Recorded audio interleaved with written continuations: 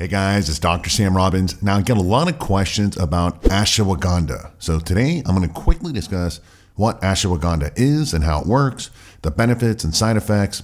Does it really work for increasing testosterone levels? What's the correct form and dose, and how to make it work better and safer? Now, ashwagandha is an adaptogen herb. Now, an adaptogen is defined as a non-toxic substance, typically a plant extract, that increases the body's ability to resist the damaging effects of stress, and it helps or restores normal physiological function. Now, for example, ginseng is another well-known adaptogen. And simply stated, adaptogens create better balance in the body. Now, why does someone use ashwagandha? Well, when it comes to ashwagandha, it's usually used for two main reasons.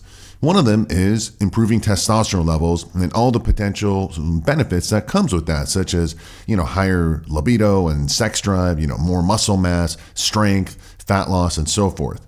Now, the second reason is for decreasing stress hormones such as cortisol and all the benefits that comes with that, such as better mood, better sleep, fat loss, less anxiety, improved overall health, and so forth. Now, today I'm going to focus on the former, basically, which is testosterone. Does ashwagandha really improve testosterone levels, and what are the potential negative side effects and warnings, as well as the benefits? So, does ashwagandha really increase testosterone levels? Now, there's been a few good clinical studies about ashwagandha. First of all, there's one study that showed that there's a 15% increase in testosterone in healthy men who lifted weights. Now, another study showed regular men aged 40 to age 70 showed an increase in testosterone levels by also about 15%, and they didn't need to work out. Now, another study showed improvements in muscle mass, size, and recovery from the increase in testosterone levels. Now, another study actually showed 5 times higher levels of testosterone than the placebo, which honestly doesn't seem realistic to me. Now, there's been other studies that show an increase in testosterone by as little as 10% to as high as 40%. So there are improved testosterone levels. And in addition to the testosterone raising benefits, there's also a lot of studies about infertility in ashwagandha and how it can improve both sperm count, motility, and mobility and quality of sperm. So that's another improvement. Now, what about erections? All right, what if you got erection problems? Does ashwagandha help with this?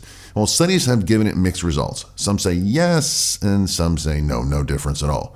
But the good news is that if you do mix ashwagandha with other herbs and ingredients and minerals, there are for sure dramatic improvements for erections, better, harder, fuller erections. And I'll tell you about that in a minute. Okay, so let's move on to the correct form and dosage. This is important. Over the years, again, I've noticed mixed results with ashwagandha, both clinically and empirically, basically in the real world. You see, selecting the correct form will make a huge difference if the product works or not, if the ingredient ashwagandha works or not. So first of all, forget about the liquid forms, all right? They're never as potent, and because they're liquid, they tend to go bad, and they can taste bad, and it's hard to optimize the dosage because it is liquid. Next, you should never take the root powder, all right? It's basically dead powder, and there are no active ingredients. So again, if it just says root, forget about it. Now, what you want to do is you want to almost select one that says extract, which is where all the benefits are. So you got to read the labels.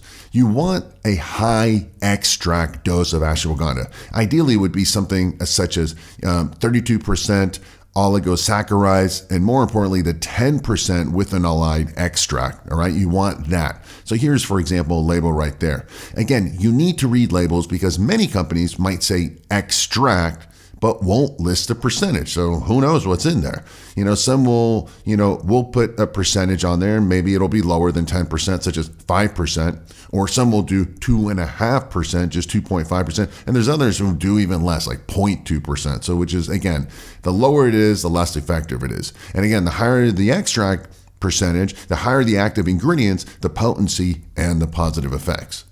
Also, there's 2 clinically proven versions of ashwagandha that have dozens of human trials and clinical proven and potency forms and positive benefits. The 2 best ones, the ones that I use also, is the KSM-66 and Sensorol.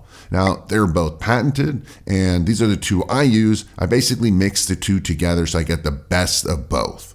Now, as far as the dose, studies have shown that the ideal amount would be anywhere between 125 to 600 milligrams daily of the extract.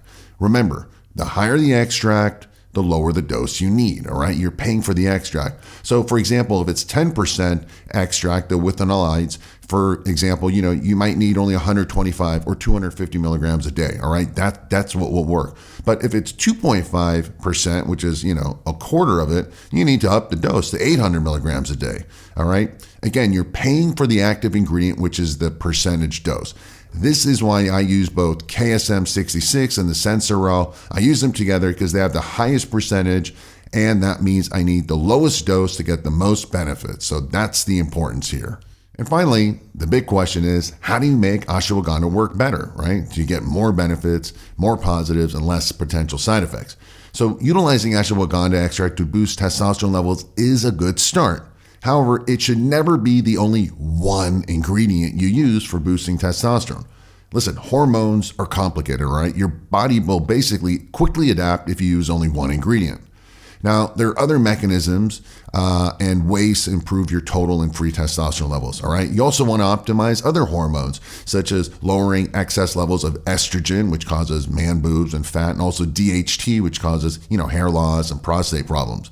So basically what you want to do is, if you want to maximize your testosterone levels, it's best to use ashwagandha with other testosterone boosting and hormone balancing herbs, such as testofen, which is fenugreek extract, tongat ali or horny goat weed, maca extract, Tribulus terrestris, and there's a few other herbs and minerals. Okay. Now, of course, taking all these different products and ingredients can get expensive and inconvenient, because you have to go buy a bunch of different products, and I totally understand, because this is what I had to deal with myself. This is why I've been using AlphaViril for over 20 years, because it contains all the best testosterone boosting herbs, minerals, and amino acids, including the two best forms of ashwagandha extract, both 𝗂𝗫66 and Sensorel. All right, these are both the patented human clinically trialed versions.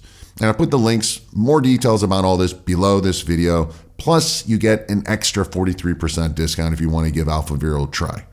So in conclusion, in summary, there are two main reasons people will use ashwagandha. One is for boosting testosterone levels and sperm production, and the other is to lower stress and cortisol levels. Now, in clinical studies, ashwagandha has been shown to increase testosterone levels by 10 to as much as 40%. The ideal dose is anywhere between 125 to 500 milligrams. The higher the extract percentage, the lower the dose. The two best versions that are clinically proven and patented is the 𝗂𝗫66 and the Sensorel version.